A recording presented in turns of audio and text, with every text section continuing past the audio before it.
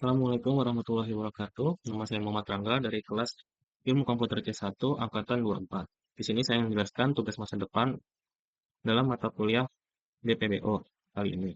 Sebelum menjelaskan, saya ingin mengingatkan janji terlebih dahulu, yaitu saya mematangkan kita dengan NIM 40097 mengerjakan evaluasi tugas masa depan dalam mata kuliah desain dan pemrograman berorientasi objek untuk berkahalnya, maka saya tidak melakukan gerakan yang telah spesifikasikan. Amin. Untuk kali ini, karena temanya Head and Seek Challenge, saya membuat game berupa Space Invader dengan menggunakan arsitektur MVVM atau model view model. Nah, untuk metodenya sendiri ada asset yang berisi kode-kode Java-nya, lalu ada lib untuk berisi MySQL konektornya, ada aset yang berisi file, gambar, dan suaranya untuk kebutuhan game, serta ada out untuk directory hasil operasi terminal. Lalu kita mulai saja ke folder src dalam model. Ada dua folder, yaitu entity dan juga repository. Kita akan mulai entity. Yang pertama ada player.java. Dan entity ini yaitu model entity yang dimanfaatkan data pemain, posisi, dimensi, serta logika pergerakan dasar pesawat. Ada kelas player untuk menyimpan state posisi, kecepatan, dimensi, dan sudut rotasi player. Dan juga ada konstruktor player-nya untuk posisi awal, X dan Y-nya. Lalu juga ada gerakan dasarnya itu ke atas, ke bawah, ke kiri, dan ke kanan. Serta ada reset angle untuk mereset angle pesawat ketika sudah tidak membidik aliennya. Lalu juga ada getter dan setter. Lalu ada fungsi set position untuk memaksa posisi player agar tidak menembus layar. Lalu ada file alien.java, yaitu model entity untuk alien yang menyimpan data posisi dan logika gerakan momentumnya. Ada kelas alien murni untuk mengelola data dan gerakan aliennya. Terdapat ada posisi dan kecepatan geraknya, ada dimensi alien, lalu ada konstruktor untuk mengatur posisi awal dan kecepatan acak dari alien, serta untuk kecepatan X-nya untuk bergerak ke kiri dan kanan agar tidak diam. Lalu ada kecepatan Y-nya untuk agar alien bisa turun ke bawah secara perlahan. Lalu ada logika pergerakan alien akan mantul jika nabrak batas layar yang sudah ditentukan. Ada logika pantulannya dan juga pengamanan posisi alien agar tidak keluar dari layar. Dan juga terdapat getternya agar view dapat mengambil koordinatnya untuk mengeluarkan aset. Lalu ada bullet.java, yaitu entitas peluru yang ditembakkan oleh player menggunakan hitungan vektor untuk bergerak menuju target. Nah, kelas ini mengelola posisi koordinat dan arah gerak peluru dengan menggunakan tipe data double untuk koordinat agar gerakannya lebih halus. Ada koordinat menggunakan double untuk presisi perhitungannya, ada kecepatannya dan juga atribut peluru untuk kecepatan peluru dan juga lebar dan tinggi peluru. Lalu ada konstruktor pelurunya, ada parameter start X dan Y untuk posisi awalnya, dan juga target X dan target Y untuk koordinat X tujuan tembakan dan Y-nya juga. Ada menghitung selisih jarak antara posisi dan target dan juga menghitung jalur lurusnya, serta ada pengamanan agar tidak terjadi pembagian dengan nol. Lalu melakukan analisis vektor yang dikalikan dengan speed. Lalu ada fungsi move untuk memperbarui posisi peluru berdasarkan vektor arahnya, dan juga ada getter untuk casting ke integer diperlukan untuk koordinat layar menggunakan pixel. Lalu ada alien bullet Java, yaitu entitas peluru yang ditembakkan oleh alien bergerak menuju posisi target player saat ditembakkan. Kelas alien bullet mengelola koordinat dan pergerakan peluru musuh atau alien. Kecepatan peluru disetel lebih lambat dari player untuk sebuah game karena kan jumlah aliennya akan lebih banyak daripada playernya. Lalu ada koordinat posisi dan vektor arah belakang dan juga konfigurasi atribut peluru aliennya untuk kecepatan dan tinggi serta lebar pelurunya. Lalu ada parameternya, yaitu start X dan start Y untuk posisi awalnya, dan juga target X dan target Y untuk koordinat target atau lokasi playernya. Lalu ada fungsi alien bullet, ada untuk menghitung selisih jarak menggunakan arah dan juga perhitungan jarak lurus.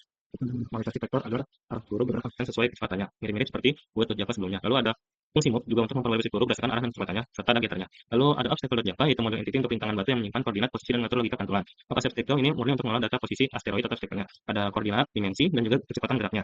Ada konstruktornya untuk menentukan lokasi awal rintangan. Ada fungsi untuk menggunakan rintangan dan menentukannya di batas layar.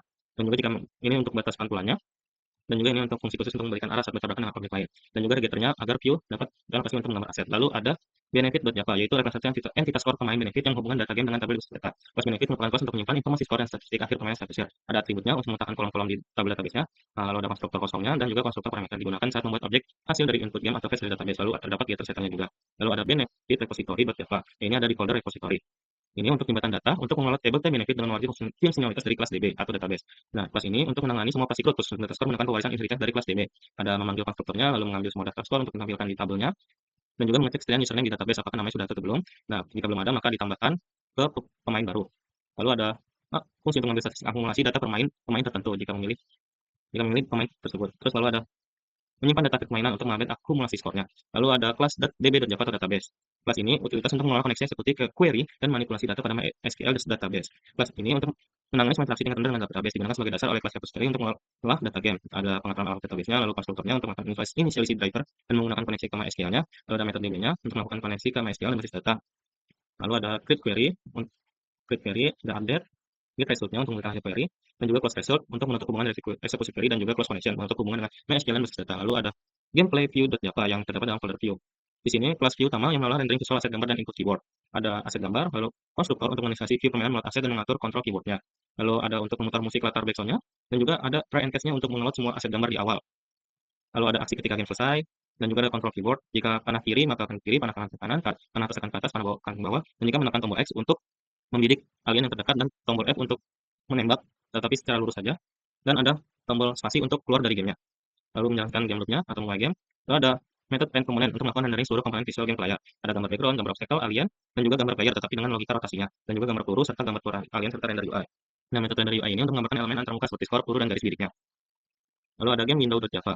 Window utama Gframe berfungsi sebagai wadah untuk menambahkan permainan gameplay view-nya. Kelas game window mengatur bingkai jendela aplikasi. Saat game langsung di dalamnya akan dimuat komponen gameplay yang berisi logika visual. Ada konstruktor untuk mengatur konfigurasi jendela dan memuat area permainan. Ada yang judul, jendela sesuai area permainan, pastikan aplikasi tertutup, dan membuat jendela muncul di tempat di tengah pengguna, serta menambahkan komponen gameplay view ke dalam game ini. Lalu ada menu view.java, layar utama menu yang berfungsi untuk input username pemain dan menambahkan daftar table atau high score, yaitu untuk mengatur tampilan UI utama menggunakan Gframe berinteraksi dengan menu view model untuk mendapatkan data score. Ada menu view untuk menginisialisasi view model pendukungnya, ada image UI untuk menyiapkan komponen antarmuka penggunanya, ada pengetatan dasar frame, judul game, panel tengah untuk input username dan tabel high score-nya untuk mengambilkannya, dan juga ada input username, serta ada tabel high score, dan juga ada panel tombol untuk di bawah untuk play dan quit. Ada handler untuk tombol play-nya, untuk memulai permainan, dan juga tombol quit untuk keluar dari permainan. Dan juga ada fungsi reverse table untuk memperbaiki table high dengan data terbaru yang ada dari database. Lalu ada sound.java, ini kelas utilitas untuk melakukan pemutaran efek, suara, dan juga musik latar background secara statis, ya untuk memutar audio. Lalu menyimpan referensi klik musik latar agar bisa dikontrol stop dan start, dan memutar suaranya hanya satu kali, sesuai dengan nama file yang dipilih, yang berada di dalam folder asset dan folder sound. Nah, ada play loop untuk terus-menerus untuk background, yaitu play loop untuk background agar disetel secara berulang saat game berlangsung, dan ada menghentikan musik agar tidak terjadi penemuan suara, dan juga reinisialisasi dan jalankan klip dalam mode loop. Dan juga ada stop background untuk menghentikan musik latar yang sedang berjalan dalam sistem memori. Lalu masuk ke dalam folder view model, yang pertama ada game view model.java, yaitu otak permainan yang mengelola logika pergerakan objek, sistem tabrakan, dan sinkronisasi database. Game view model mengimplementasikan runnable untuk menyalakan game loop. Kelas ini memisahkan logika permainan dari tampilan visual view. Ada entitas permainan, status game loop, callbacks untuk komunikasi dengan view, data dan database, statistik permainan, tingkat kesulitan, flex untuk input keyboard, dan juga ada konstruktornya untuk menyiapkan data pemain dari DB dan inisialisasi objek awal, yaitu dan juga untuk menyiapkan objek dasar permainan. Lalu ada start game untuk menyalakan tweet utama permainan, dan juga ada loop utama, yaitu update logika, gambar ulang, lalu istirahat selama 20 milisekund untuk mengatur kecepatan game. Lalu fungsi menembak untuk menentukan target, auto aim atau lurus, dan mengurangi amunisi. Ini untuk player. Jika memencet tombol X maka akan membidik kalian terdekat, jika tidak maka angle-nya akan menghadap ke atas. Angle player. Lalu ada algoritma mencari alien terdekatnya untuk membidik alien. Lalu ada update player angle untuk menghitung sudut rotasi gambar pesawat agar menghadap ke target alien yang sedang dibidik. Lalu ada mematikan game loop untuk menyimpan hasil akhir ke database. Lalu ada inti logika gamenya untuk mengatur pergerakan semua objek frame. Ada kontrol gerakan pemain. Lalu ada rotasi jika sedang membidik aliennya, dan ada pergerakan alien menembak alien secara random, serta pergerakan obstacle-nya. Lalu ada pemeriksaan peluru player, peluru alien, dan juga ada mengecek tabrakan objek. Lalu ada sistem round dengan spawn alien yang jika semua sudah hancur pada round tersebut, maka aliennya akan bertambah 1 dan agresif tembakannya akan semakin bertambah, tetapi aliennya bertambah maksimal 6 dan akan reset lagi kembali menjadi 2 karena awal permainan juga 2. Lalu mengatur sistem deteksi benturan antar objek hitbox. Ada area hitbox playernya agar kena player ketika peluru aliennya terkena player. Ada cek peluru player menabrak asteroid atau alien. Jika kena batu, peluru hilang batu tetap. Karena aliennya mati, pelurunya hilang. Lalu jika peluru alien terkena batu atau player, jika kena batu, pelurunya hilang, playernya tidak terkena peluru, dan juga jika kena player maka game over. Lalu cek menabrak alien langsung. Lalu ada logika asteroid memantul saat mendaki player atau alien. Lalu ada memproses kondisi permainan blokir dan update database. Lalu ada instansiasi alien di posisi acak, dan juga ada instansiasi obstacle untuk berdasarkan jumlah wave, dan juga getter setternya untuk komunikasi ke view. Lalu ada menu view model Java, yaitu view model untuk mengelola logika player, termasuk validasi player dan data table export untuk menghubungkan database dari database repository untuk ditampilkan pada komponen UI di menu view. Lalu ada konstruktor menyiapkan connect repository. Lalu ada default table model untuk mengambil data score repository dan mengubahnya menjadi model tabel yang bisa langsung digunakan oleh JTable. Lalu ada handle play-nya ketika tombol play-nya ditekan dan akan mulai game. Jika username belum ada, maka ditampilkan sebagai user baru dengan kernel. Jika sudah ada, maka akan digunakan. Lalu kita ke main.java, yaitu kelas untuk memulai aplikasinya.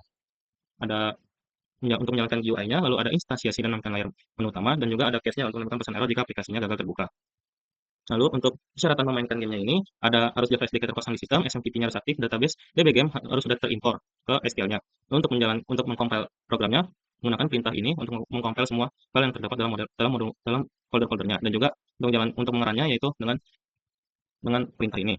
Dan database connector-nya menggunakan com MySQL JDBC driver untuk mendukung pustaka MySQL connector versi 8 ke atas, dan juga arsitektur penyelesaian logika database di model, logika permainan di view model, dan antarmuka di view. Untuk ini kredit-kreditnya yang saya pakai dalam game pembuatan game kali ini, dan untuk gamenya kita akan mencobanya. Ini harus membuat layer baru terlebih dahulu agar mulai dari nol.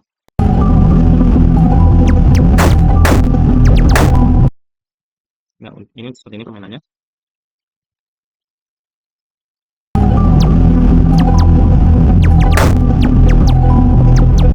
Nah, untuk gerakannya sendiri, alien menggunakan kanan, atas, kiri, dan bawah untuk pergerakannya. Untuk menembaknya, kita bisa menggunakan tombol F untuk menembak secara lurus, dan X untuk membidik alien terdekat, tetapi sambil menekan tombol F untuk sambil menembaknya. Lalu ada tombol space kita untuk keluar dari gamenya. Tombol spasi itu digunakan untuk keluar dari game ketika belum game over. Sekian penjelasan tugas masa depan saya kali ini yang bertema Space Invader. Kurang lebihnya mohon maaf. Wassalamualaikum warahmatullahi wabarakatuh.